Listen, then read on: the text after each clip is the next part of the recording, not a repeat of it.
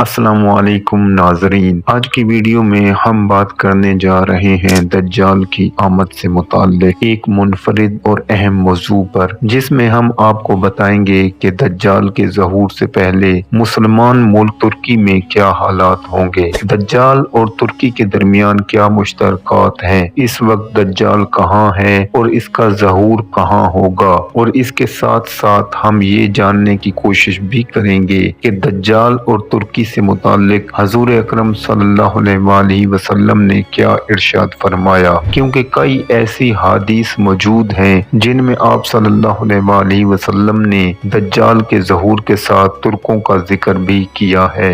سائنسدان دن رات اس کائنات کو مسخر کرنے میں لگے ہوئے ہیں اور اس کے چھپے ہوئے گوشوں کو دنیا کے سامنے لانے میں مصروف ہیں۔ کئی سائنسدان دنیا کے مستقبل کے حوالے سے بھی بے شمار پیشن گوئیاں کر چکے ہیں کہ آنے والے وقتوں میں کیا ہوگا، یا یہ دنیا کیسے ختم ہوگی اور کیسے انسان مستقبل میں دوسرے سیاروں پر موجود نئی زمینیں دریافت کرے گا۔ لیکن اگر بحیثیت مسلمان ہم دنیا کا مستقبل جاننے کی کوشش کریں تو اس کے لیے ہمارے پاس سب سے بڑا ذریعہ حدیث نبوی ہی ہے، جن کی روشنی اور رہنمائی میں ہم یہ جان سکتے ہیں کہ آنے والے وقتوں میں کیا ہونے والا ہے اور انسانیت کو کن کن فتنوں کا سامنا کرنا پڑے گا اور اس دنیاوی زندگی کا اختتام کیسے ہوگا۔ حضرت محمد مصطفیٰ صلی اللہ علیہ وآلہ وسلم کی کئی حدیث میں قیامت تک آنے والے کئی فتنوں کے بارے میں واضح اشارے دیے گئے ہیں کہ دیکھتے ہوئے ہر مسلمان اپنی آخرت کی تیاری اور اپنے ایمان کی سلامتی کی کوشش کر سکتا ہے۔ ان فتنوں میں سب سے بڑا فتنہ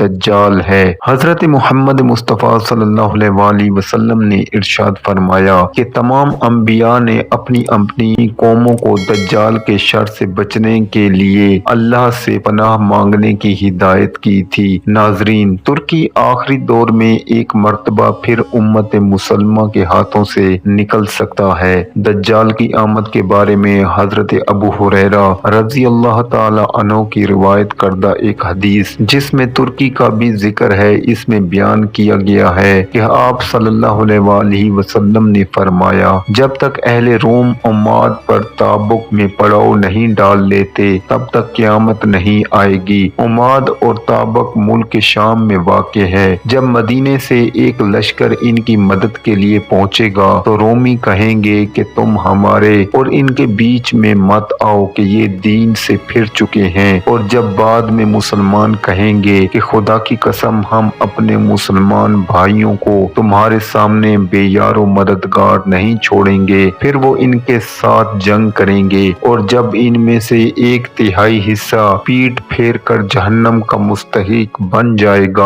اور ایک تہائی حصہ شہادت پائے گا اور ایک تہائی حصے کو رومیوں کے مقابلے میں فتح حاصل ہو جائے گی، تو پھر مسلمان کبھی انتشار کا شکار نہیں ہوں گے اور پھر قسطنطنیہ کو فتح کریں گے۔ جب مسلمان مال غنیمت سمیٹنے میں مصروف ہوں گے تب شیطان جھوٹی آواز بلند کرے گا کہ تمہارے گھروں میں دجال داخل ہو چکا ہے، اور جب مسلمان یہ سن کر واپسی کی راہ لیں گے تو اسی دوران دجال کا حقیقت میں نزول ہو چکا ہوگا۔ حضرت محمد مصطفیٰ صلی اللہ علیہ وآلہ وسلم نے ارشاد فرمایا کہ دجال مشرق کی زمین میں ہے اور وہ وہیں سے نکلے گا جسے خراسان کہا جاتا ہے۔ آپ صلی اللہ علیہ وآلہ وسلم نے ارشاد فرمایا کہ بیت المقدس کی آبادی مدینے میں خرابی کا بیش خیمہ ہوگی اور مدینے کی خرابی جنگوں کا سبب بنے گی، اور ان جنگوں کا اختتام قسطنطنیہ کی فتح پر ہوگا۔ دجال کی آمد کے بعد مسلمان اس کے خلاف جنگ کی تیاری کریں گے، اور جب وہ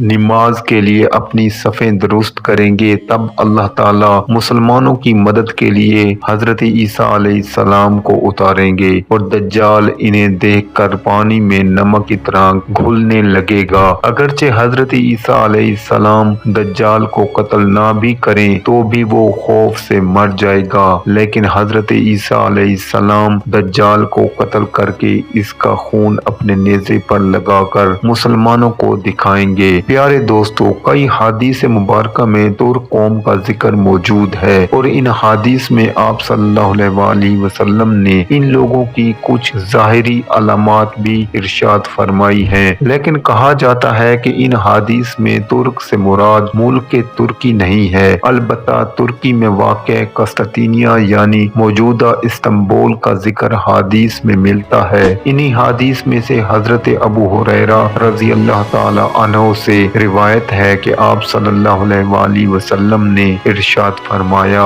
कि क़यामत इस वक्त तक कायम नहीं होगी जब तक तुम तुर्कों से जंग न कर लो। इनके चेहरे सुर्ख, नाक चिपटी हुई और आंखें छोटी छोटी होंगी और इनके चेहरे चिपटी हुई कमान की मानद होंगे। तुर्क दरअसल एक कौम का नाम है जो तुर्की में भी रहती है और दुनिया के दूसरे खित्तों में भी तुर्क से मुराद वो लोग हैं जिनका सिलसिला नसब याफिस बिन नूस से जा मिलता है। आप सल्लल्लाहु अलैहि वसल्लम ने इरशाद फरमाया कि तुम हबशियों को उनके हाल पर छोड़ दो जब तक कि वो तुम्हें तुम्हारे हाल पर छोड़े रखें, और तुर्कों को भी इनके हाल पर छोड़ दो जब तक कि वो तुम्हारे हाल पर छोड़े रखें। नाजरीन, अब जिक्र करते हैं मुल्क तुर्की में वाक़ शहर कस्तांतिनिया का। नाजरीन, चंद हदीस में फतह कस्तांतिनिया का जिक्र भी कुछ इस तरह से आया है कि ये शहर एक मर्तबा कताल से फतह होगा और एक मर्तबा बगैर कताल के साथ तो एक मर्तबा फतह हासिल हो चुकी है, जबकि बगैर कताल के फतह हासिल होना अभी बाकी है। चंद मुफस्सिरीन का कहना है कि ये वाक़या फितने दज्जाल के वक्त ही पेश आएगा।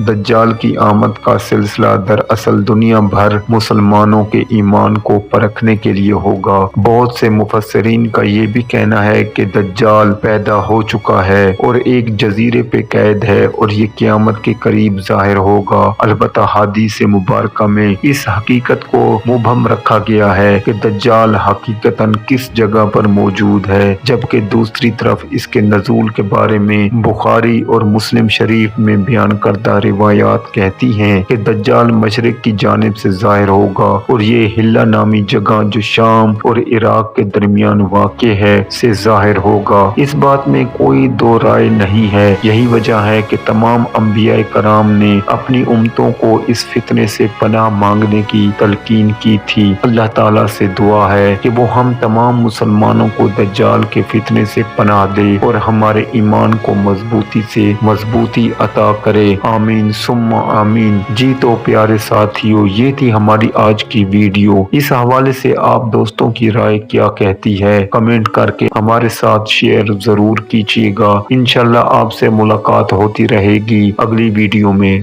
तब तक के लिए अल्लाह हाफिज।